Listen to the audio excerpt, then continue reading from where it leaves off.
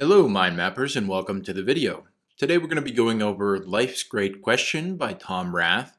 Discover how you contribute to the world. A really great book all about finding your purpose and really what we're all meant to do while we're on this one trip that we have here on Earth. If you don't know who Tom Rath is, he's the New York Times best-selling author of books like Strength Finder 2.0, How Full Is Your Bucket, and Eat, Move, and Sleep, all of which you can expect to see on the channel coming up. I really enjoyed this book, and I'm looking forward to diving into some of Tom's work a little bit further. Without any further ado, let's get directly into the introduction. I pulled out a quote that I believe gives us a good overview of what we can expect to learn today. Knowing who you are and who you are not is essential, but it's only the starting point. All the talent, motivation, and hard work in the world will not be valued or remembered if it does not help another human being. Real growth is the product of following your contributions more than your passions. Simply asking, "What can I contribute?" leads to a better path and results than starting with yourself. This applies far beyond the realm of careers. And a growing body of evidence suggests that the single greatest driver for both achievement and well-being is understanding how your daily efforts enhance the lives of others. So you can already start to get an idea of some of the evidence and some of the kind of conclusions that Tom has around, what really makes us happy, what truly are we here for, and at the end of the day, it's all about how we're contributing to others. Knowing that we're making meaningful contributions to others' lives, not only to improved work outcomes, but also to enhance health and well-being. Even small acts of generosity triggers changes in our brain that makes us happier. And I would really recommend you go and check out some of Sonia Lyubomirsky's work on happiness. She says this exact same thing. With each pro-social act at work, energy is created that measurably benefits the giver, the receiver, and the whole organization. So you're seeing one kind of act by one person out of kind of selflessness and kind of contribution to others.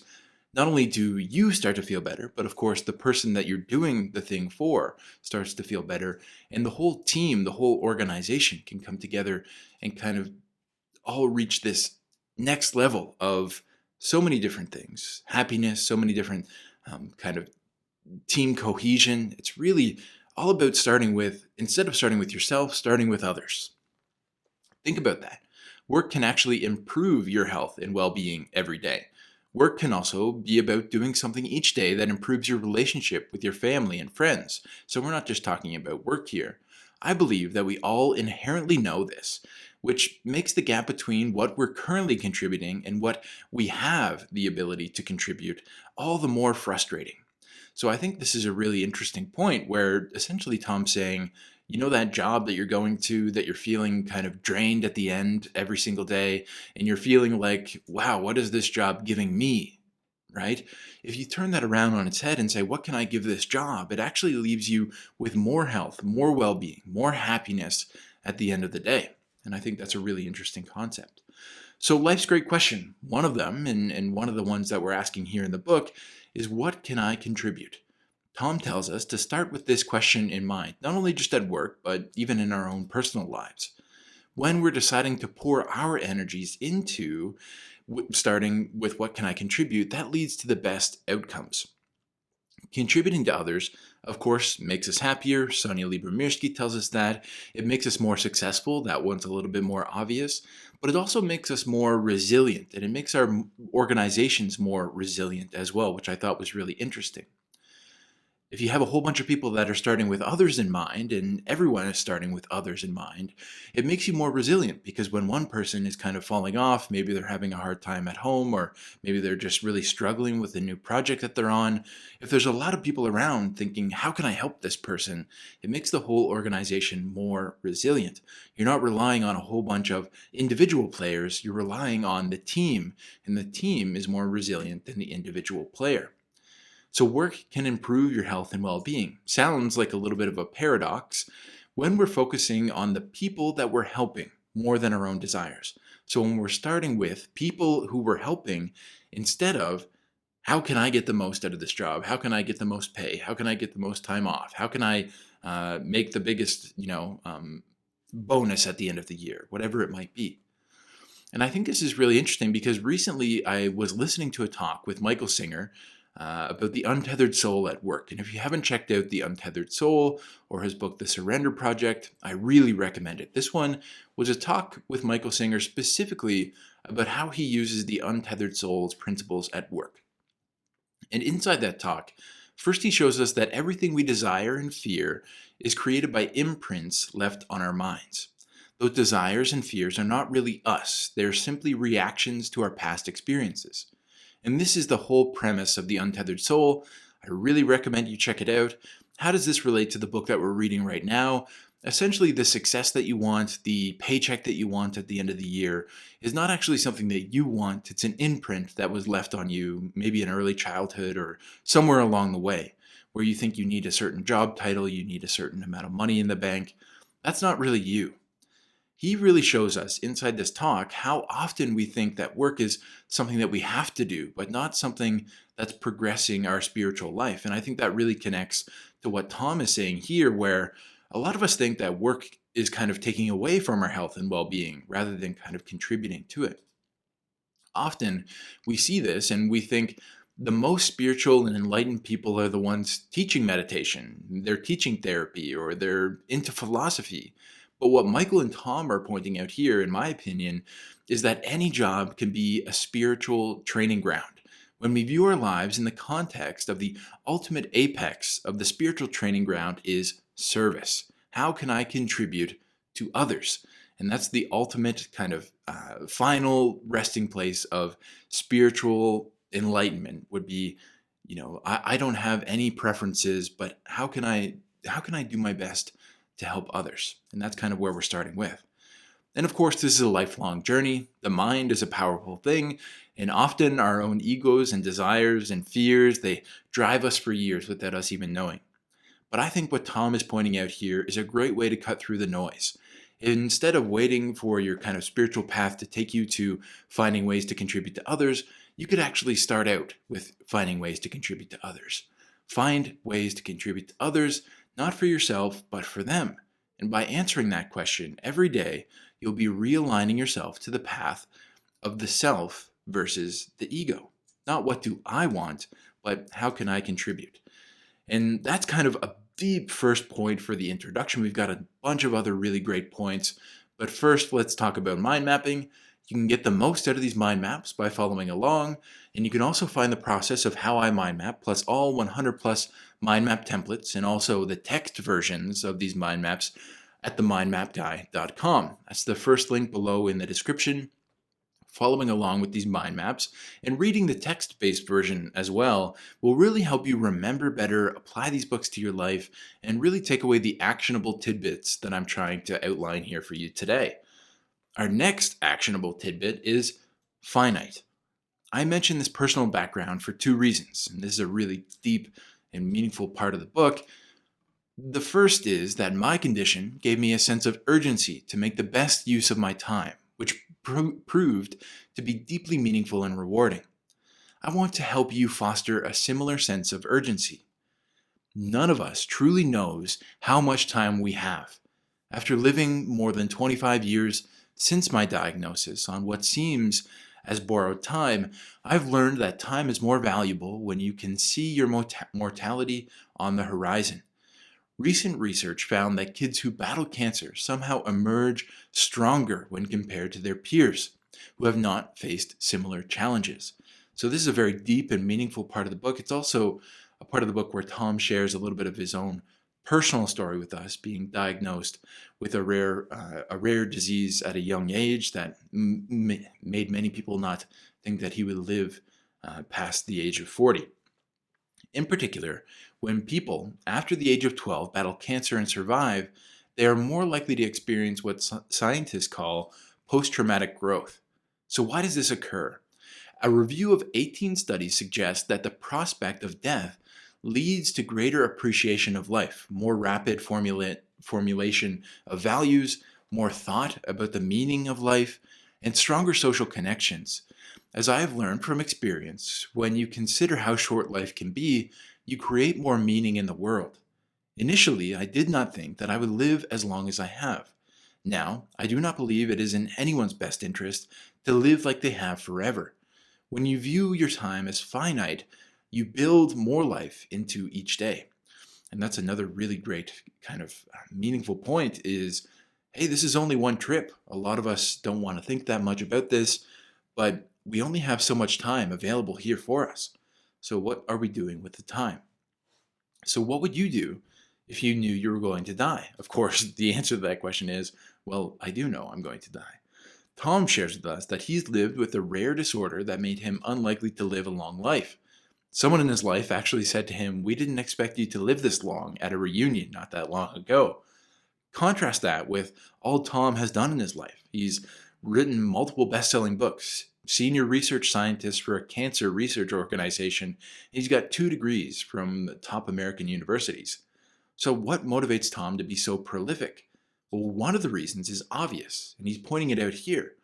By being intimately connected with the end, Tom knows that there's a deadline, and he thought it was going to be closer for him than the general public.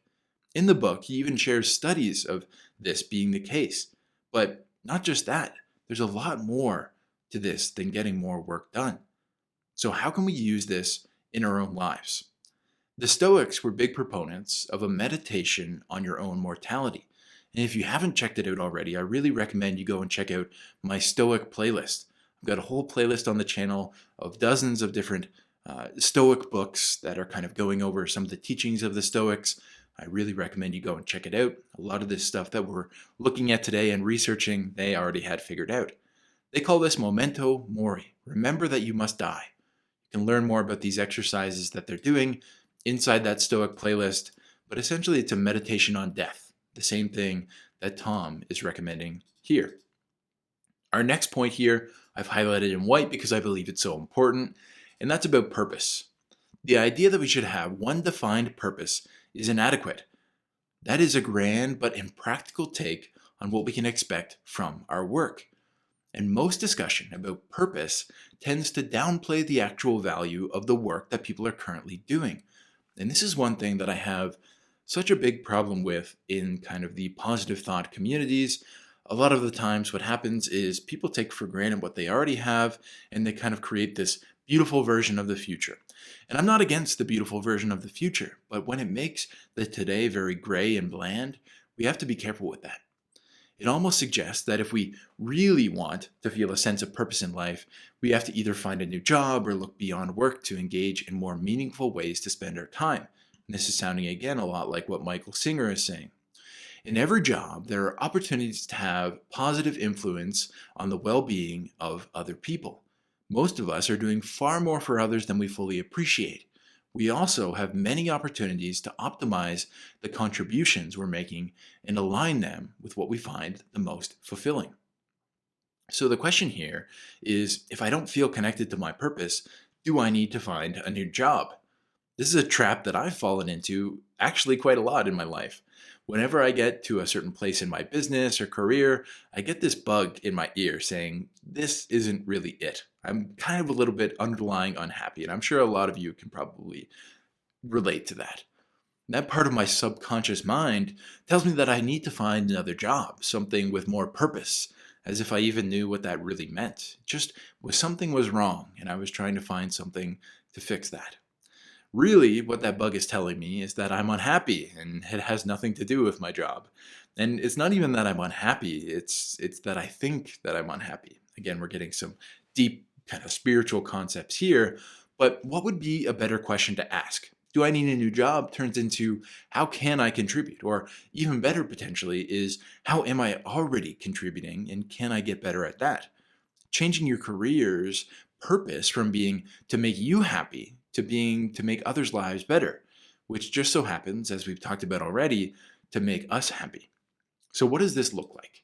Well, it doesn't have to be huge to be meaningful. Anything that you're doing to make the lives a little bit better of others is where we should start.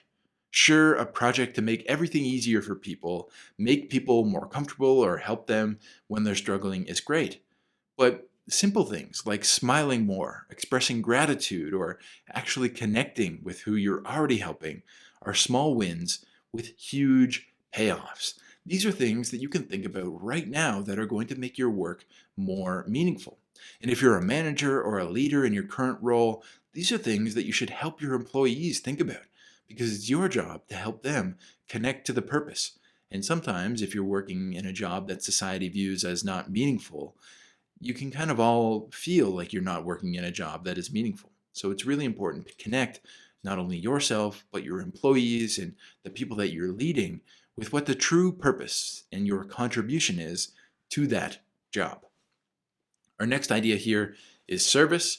You can begin by connecting your daily efforts to the way that they contribute to specific people's lives, connecting what you do with who your work serves. And this is a little bit more in depth of our point on purpose.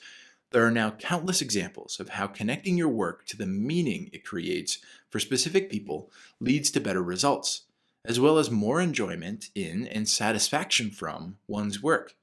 In food service, for example, when a cook or someone preparing food can literally see the people that they serve, it increases that customer's satisfaction with the meal by 10%. If the cook and customer can both contribute and both see one another, satisfaction with the meal quality goes up 17%, and service is 13% faster. You see a similar result across other professions. Even when the only people that you serve are internal customers or colleagues, connecting to the work that you do with the direct contribution it makes has tangible benefits. My takeaway from all of this research is that people experience a far greater sense of belonging and more sustainable well-being when they are connecting their efforts in the moment with the larger influence on others. So life gets better when you're in service of others. And we talked about that with purpose. Purpose is really just how can I contribute? And service is kind of the overarching, this is how you can contribute, or how you might already be contributing. So the good news is that most of us already are. The society that we currently live in means that most of us need to provide value for others in order to be paid. That's how we put roofs over our head, and that's how we put food on the table. Society isn't quite crazy enough to pay people for not contributing. So we need to make sure that we know that we are contributing, and if we're in a in a role that we can feel kind of morally good about, it's very likely that we are already contributing. The bad news is that you're probably disconnected. Most businesses focus on numbers, profit, loss, and time, and instead of the real people that they helped, the lives that they've touched, and the impact that they've had. This is one of the things that the best companies that I've worked with are the best at. Instead of saying, how many people did we sign up this week, and maybe included in how many people did we sign up this week, what are some of the wins that our people that we're servicing have had? How much money did they make from using our tool? How much time did they save from using our tool? And stuff like that. So what can we do here? We want to spend more time thinking about the people that we help. We want to talk with them. We want to listen to them, and we want to interview them to get an appreciation for yourself and for your company. And then you want to share. If you work in a business with more than one person, share the stories that you know. You want to tell the people that you're working with the stories about the people that you've helped. Potentially they're a little bit further back from the front line. Maybe they're a developer and you're inside of support. You want to share the support stories of the way that the new tool the developers created is helping these people that you guys are all kind of on this mission to help. So that can be a way that you can be of service internally and externally to your company. Our next point here is secret weapon. Make undivided attention your secret weapon at life and work. But you want to be the one who does not have their smartphone out and who genuinely listens to every word when someone needs it. Simply doing this for 20 minutes is more of an investment in another person than you might realize. Tom gives us 12 contributions in the book. These are the things that we can do meaningfully help ourselves and others help find them meaning. Each of those contributions has practical tips on things that we can do to increase that meaning. All of the tips are really great, and I recommend you pick up the book and check them out. Certainly, we don't have enough time inside this mind map to go over each one of them, but in my opinion, this one might be the best. Potentially because It's speaking to me on a deep and personal level. Something I haven't been that good at recently is giving undivided attention. I've been really hard charging in my careers and businesses and so many different other things in my life. So, this is something that's speaking to me. Why is it so hard for me to essentially kind of be undistracted with the people in my life? Well, we're more distracted than ever, watching our technology when we should be connecting. For me, this is a great spiritual practice of detaching and meeting someone I'm speaking at or speaking with exactly where they are. 20 minutes can not only change their lives, but yours as well.